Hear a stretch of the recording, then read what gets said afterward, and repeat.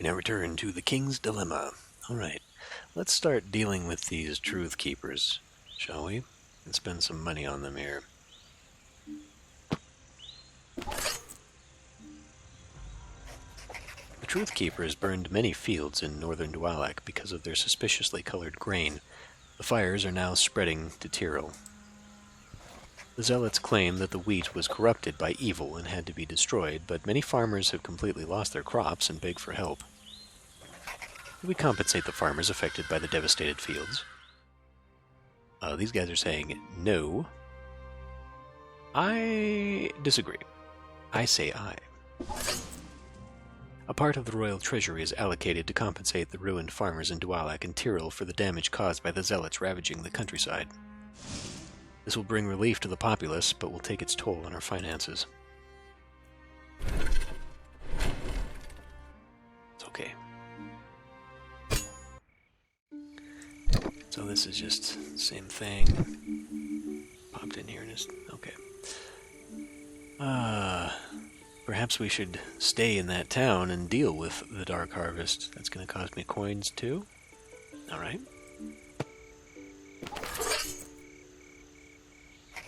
During the night, thieves emptied a granary full of grey wheat in the village of Abnett in the Mark of Tyrol. The symbol of a stylized sun was found branded into the front door.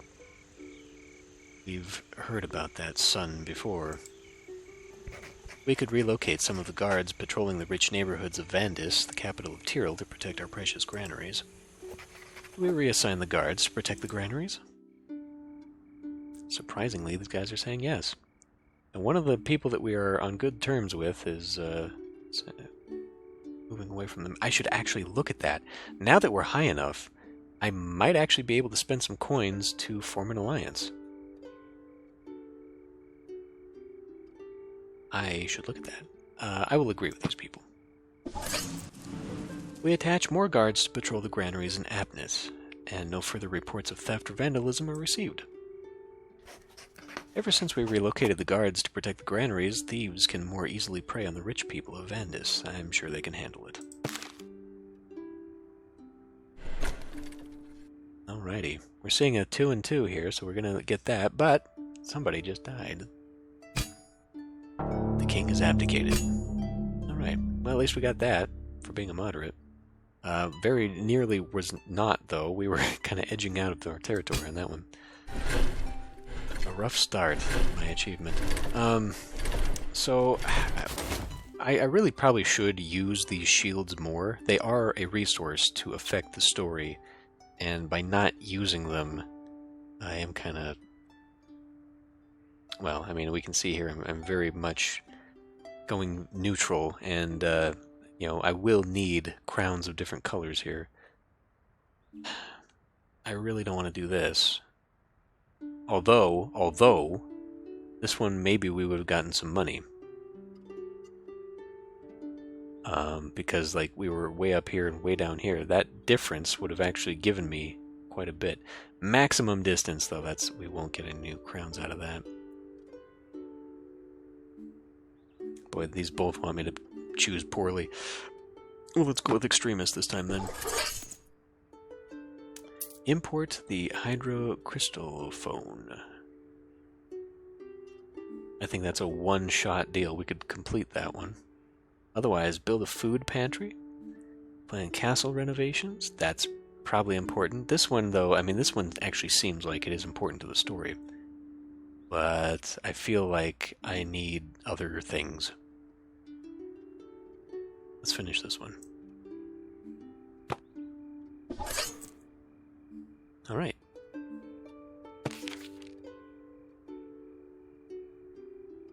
Let's see. Now, if I was to select you, we could form an alliance. Let's try this. I'm actually very curious about this. They are our nemesis. It makes me wonder if we can do, like, what is this going to do if we eliminate a nemesis and make them our friends? Do I want this, though? Like, one of my goals is to form a vigilante force and recruit in the army people of Natar. I don't know where Natar is right offhand. Conquering another kingdom. I guess doing that by being friends of the right hand of the royal family might help? Or am I subversive and maybe I should not be trying to make friends with them? Like, should I be going for, say, these guys to be better friends with them? Now, let's just try this. I mean, we're here. We're at 5-star. Let's see if I can do this. We did. Every time you vote against your ally, one heart will break. When the last one breaks, the alliance will be undone and the relationship will return to default. Okay, so that's kind of that's kind of expensive, actually. Be careful. Every ally that is not part of the council will lose 2 hearts at the end of the round. Oh, what? I wish you told me that. Well, they're not on the council anymore, which means that's just gonna go away. Well, that was an expensive waste. I guess I could use this time to spend a discount to learn what they actually want to accomplish here. Oh, I wish I'd known that. I wonder if I can kick somebody else off. I mean, you can remove people from council. Maybe removing our people that we're not too friendly with from the council to get these guys back on would help. Because, like, that's 2 rounds and then we lose all this. Who do I want to spend the money on? And I don't know if I get to choose, though. Like, if we get rid of them, do I then get to promote these guys back onto the council, or is it going to randomly select somebody else? See, I don't want to go wasting more money than I've got here. But let's go ahead and reveal their narrative goal, since I have the opportunity. Unite with another kingdom. Okay. Well, we are going to attack another kingdom, eventually. Dark Harvest in Tyrol.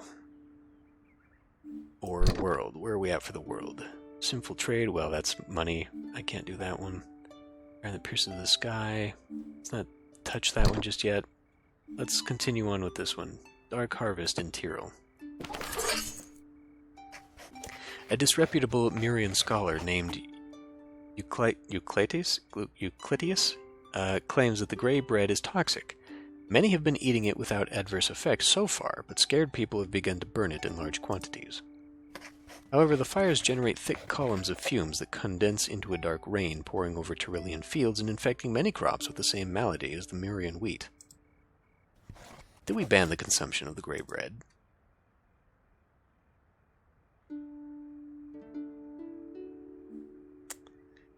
I guess so.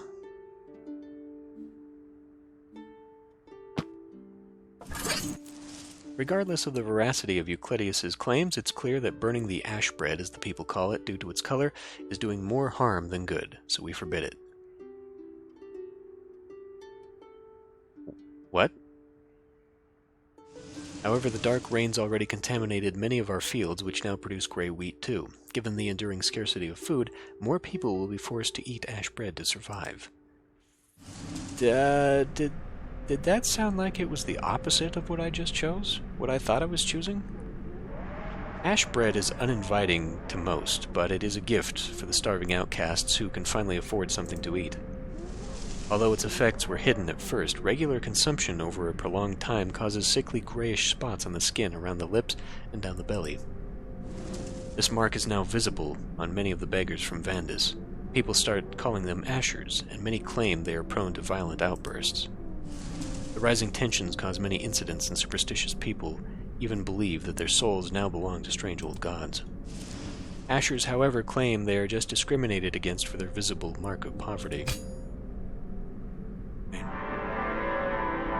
This is going to lead to a dark storyline for me, but it will be necessary for me to complete one of my goals.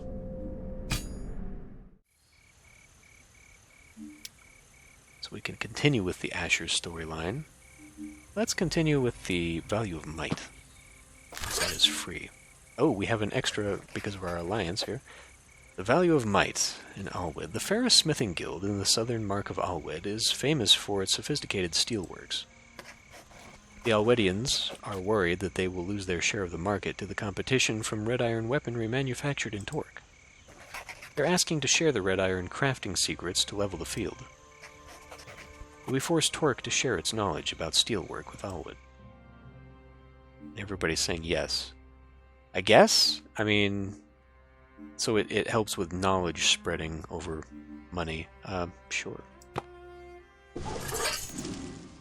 We're so far not very spread out in our discrepancies. We need to get one of these down lower. A united kingdom should unite its knowledge. Despite an initial recalcitrance, following the insistence of the crown, the Torque Smithing Guild shares its secret expertise in red iron smelting and crafting with the other guilds of the kingdom, a boon for artisans. Through the sharing of knowledge regarding red iron smithing, all artisans in the realm could better their skills and consequently the whole kingdom benefited. Huzzah. And we got a point for that. Cool. Truth Keepers, Libra, Ashers in the castle library. Let's talk about the Truth Keepers at the castle's court. Or what else did we have here? Ashers, Paths over the clouds. Let's go look for this. Let's continue on this one, actually.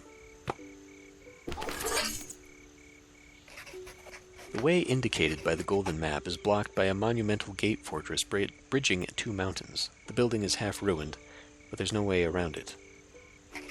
It is inhabited by a small community called the Gatekeepers, who demand a huge quantity of food to allow us through their gates. The High Commander says that the only alternative is to go through by force.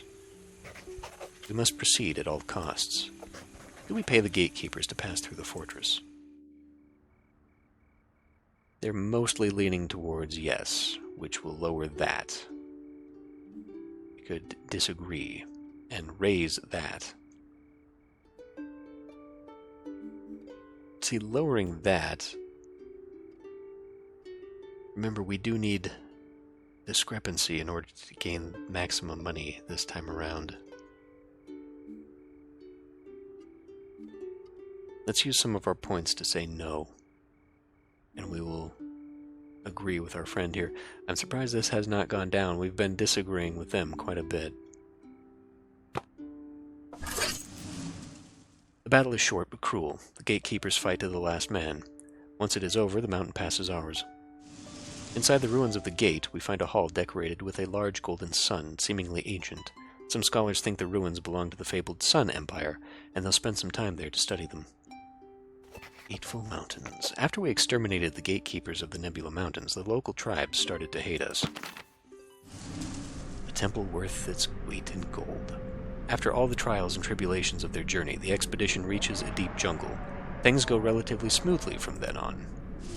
Despite the hardships of travel, the exhausted voyagers eventually reach a grand golden temple. The structure is entirely coated with thick plates of the finest gold, and the expeditioneers wonder in awe where so much gold comes from. The temple looks abandoned and in ruin, and there is no trace of the fabled fountain of flowing gold from the legends. But the temple walls are intricately inscribed and worth studying. A long but safe route is established to allow groups of our most eminent scholars to visit the incredible temple and learn its secrets. They have not moved that track at all. Or the other one. Alright. And that pretty much is going to end this, right? Almost. We have one more, it looks like. We could continue that. Looks like we have two very similar choices here. Let's go deal with the Truth Keepers. A beautiful lady suddenly appears at court unannounced. She's very young, with blonde hair and dark eyes, and she claims to be the alleged witch of the Hedgehog Woods. My name is Isidora. I have no supernatural powers, I just use my intellect to solve problems. Protect me from the fearful rabble, and I will be at your service. Together we will enter a new era of progress for arts and knowledge. We welcome Isidora, the alleged witch, at court. Everyone says aye. That will move that up and move that down. Yeah. Boy, hedgehogs, we are on the wrong side of history with them. They're not even my rivals. So we're about to lose 2 hearts on the other one. Can we knock these guys out so I can get more? So we see here, first ring, second ring of the eclipse. Makes me think that we unlock a new house if we get to that first ring, then, is how that works. Alright, yes, we welcome her to court. Thanks to her convincing words, Isidora is allowed to join the court. The scholars of the kingdom are happy to indulge their unfailing curiosity about her strange ways, disregarding the vehement protests of superstitious people. Magic of genius. Isidora seems very young, except for her dark eyes, which betray wisdom and experience beyond her age. She wears a mantle of black leaves, long enough to touch the ground. We assign her a small quarter in the palace, where she spends most of the time working in solitude. Over the following months, she feverishly writes books and essays whose meaning eludes most. She even builds weird contraptions, claiming they will do wonders. Servants and scholars start to regularly ask for her help with several matters, but the most superstitious claim that she is only defiling the court. Ah, is that the first ring?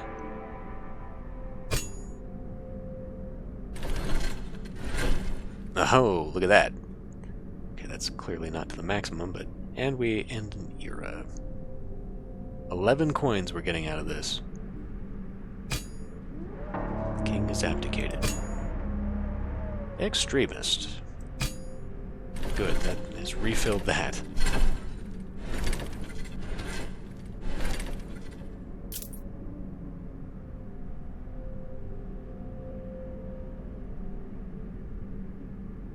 Oh, we get to choose it again. Opportunist. So we go lower track. Let's just continue on with the extremist.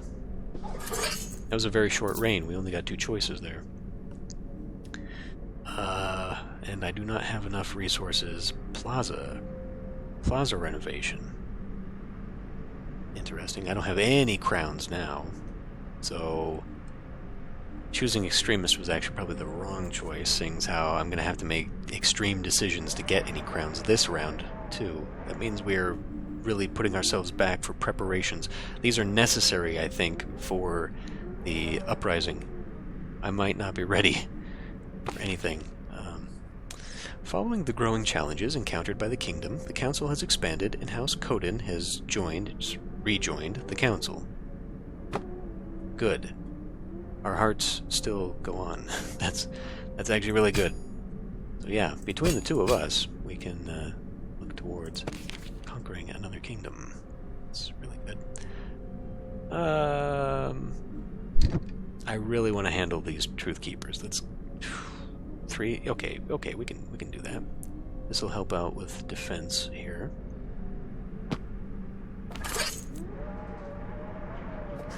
A city guard is found dead in Hogford, while in possession of a book titled The Dark Light of the Ninth Daughter, allegedly killed by a group of truth keepers. It is known they think the book is heretical, but they claim the guard was already dead when they found him. Do we punish the truth keeper fanatics? Everybody here says no. That would lower our defense. I disagree. I say aye. We must keep the vigilantes, these ones, the religious fanatics, from doing whatever they please. Truth keepers have caused fear and havoc throughout the kingdom for months, so their claims of innocence are difficult to believe. The culprits of this heinous crime are summarily executed, as an example to all. See, that's the other thing. They're not just vigilantes, like, they've actively been harming us. In fact, it is their fault, ultimately, that black ash from the bread, or the wheat, rather, is now spread. Fanaticism can't take the place of the king's law. We punished the truth keepers, and we stood up for the ability to think differently, and intellectual curiosity is booming. Huzzah. But I must yet, for my goal, support vigilantes. Institute of Vigilante Force. I think I can still do that. We've lost a heart because we disagreed with our rivals. Oh boy. Let's deal with the Ashers and Vandus now. Ashers and Vandus. Let's go. Ashers. Last night, a group of Ashers camping in an alley in Vandus assaulted some intolerant, superstitious people who were trying to force them out of their makeshift pallets. People are frightened by the rising tension and have suggested we forbid people from circulating at night to prevent further outbursts of violence. Do we institute a curfew in Vandus? Absolutely not. It's unnecessary. Uh-oh. Look at this. We're getting very close to being new nemeses with these guys. That's going to lower that. Am I not still on extremism? I need to get something moving up, but yeah, we don't want to do this. If the Ashers were not harassed while sleeping in the first place, they would not have reacted the way they did. Such a small incident can't justify drastic measures such as a curfew. People are still afraid of Ashers due to the outburst of violence, though. Some of the intolerants are even debating ways to take the matter into their own hands. A wave of violence. Some fanatics, the self-proclaimed defenders, believe the council is siding with the allegedly malignant Ashers in Tyrol, and have decided to take matters into their own hands. These dangerous vigilantes patrol the streets of Vandis with the declared intent of securing the city from Asher violence. Many Ashers are rudely beaten up. That looks more than beaten up, or worse. Ashers don't abstain from equally heinous acts of violence either. It is difficult to ascertain whether this is the cause of the defenders' actions or a reaction to them. While the debate rages, flocks of crows circle over the woods of Tyrol, feasting on the corpses of those hanged by the defenders. Alright. Now I am personally opposed to this. Again, we just put down vigilantes, but, for a goal, that is what we must do now. We must now support them. Which is unfortunate, because I know what the plague does, if you allow it. So this will be a turning point for me. Let's, Magic of Genius. Libra's Trade Guild. After months of feverish efforts, Isidora's discoveries and inventions are bringing a newfound prosperity to the kingdom, despite the perplexities of the superstitious. Now the witch is gravely ill, and asks for a rare and precious herb from the merchants of Kasuk. Do we retrieve the herb to cure the gravely ill Isidora? Alright, we've got to spend a point either way. This lowers morale. This raises knowledge and... Okay.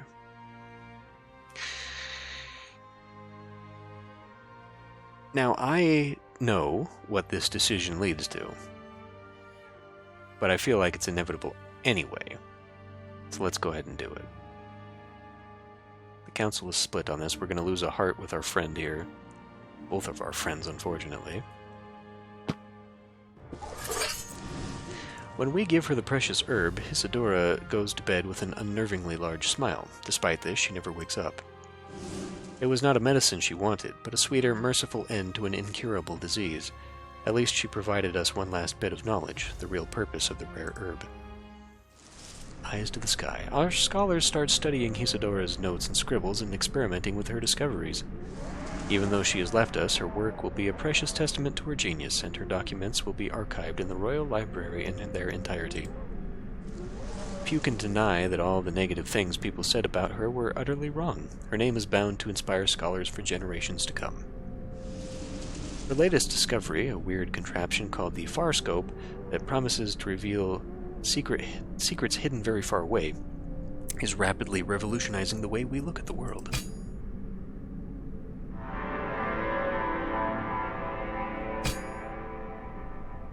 Do we retrieve the herb? Alright. What are we getting out of this? 9 coins? Let's go out to the world and look.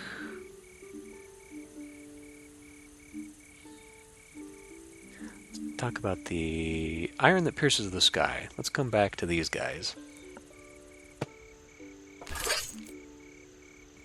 Increasingly, rumors of the fierce kingdom of Enkol worry our people. Many think we should recruit more soldiers among the peasants to patrol the unclaimed lands north of our border.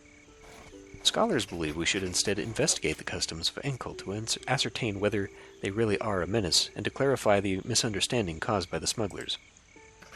Do we recruit more peasants into the army? No, everybody says. I agree. Trusted scholars begin researching the customs of the Kingdom of Enkol, while a delegation of brave diplomats leaves for the Crimson Keep to ask for an official audience. Many, however, fear we are leaving our borders unprotected. Know thy neighbor. Our decision to investigate the culture of the kingdom of Enkul sparked the keen interest of our scholars, fascinated by their unusual customs and habits. After the initial diplomatic incident, our diplomats have been formally invited to the northern court at the Crimson Keep, where they are welcomed respectfully but coldly.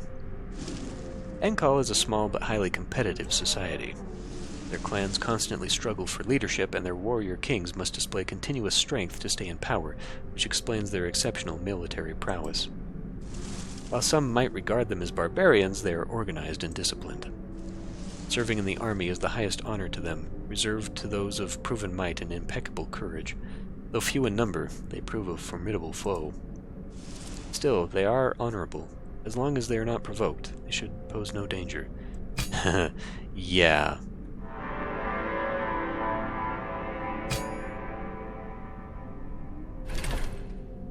Ooh, hey, there's one extreme. 14 coins coming my way.